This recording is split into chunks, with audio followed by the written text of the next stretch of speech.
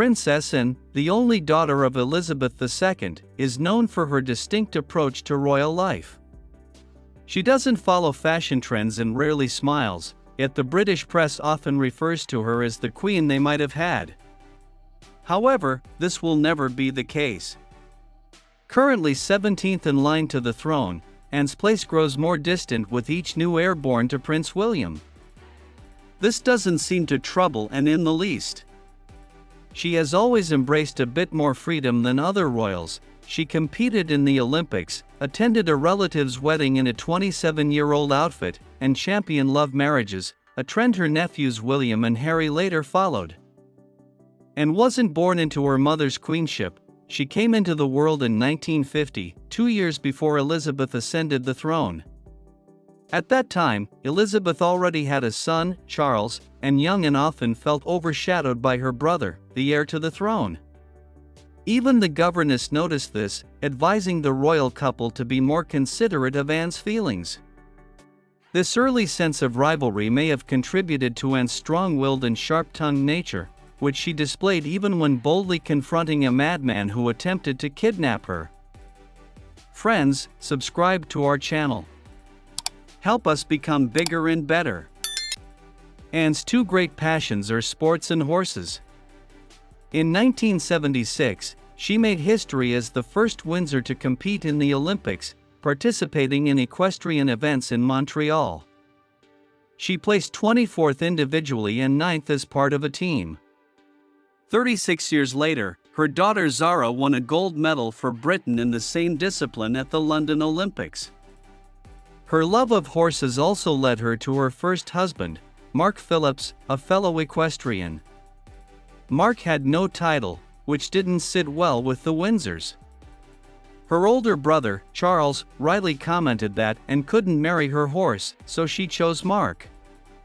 The Queen, apparently disapproving of her daughter's choice, jokingly remarked that she wouldn't be surprised if their children were born with hooves.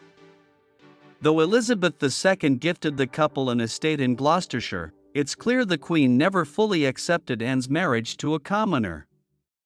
Today, Anne's children, Peter and Zara, are ordinary citizens, a status determined by a 1917 decree stating that only the children and grandchildren of the monarch through the male line can hold royal titles.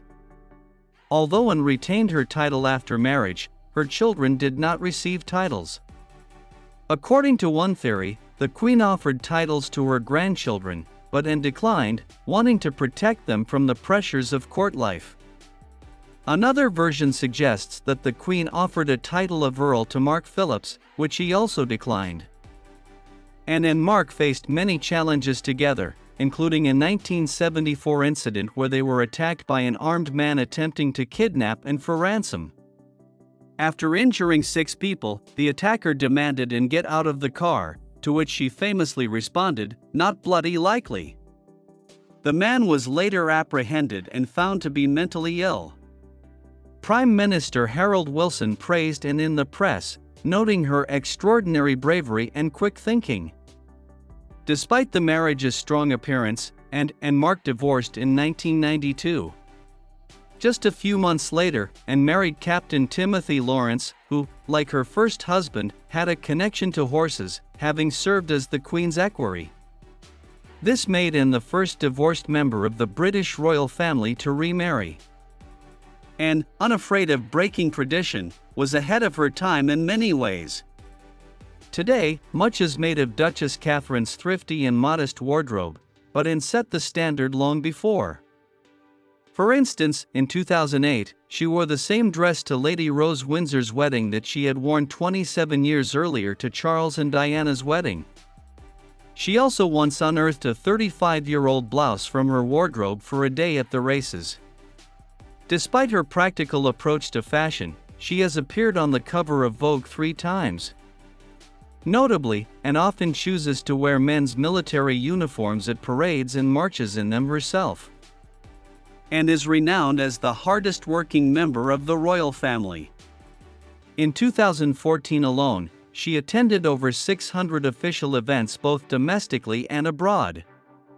She has also made several trips to Antarctica, as she serves as the patron of 200 charitable, cultural, and environmental organizations, including the Antarctic Heritage Trust. Anne's life philosophy is to do more and say less, a principle that has earned her immense respect in the UK. Would she have made a good queen?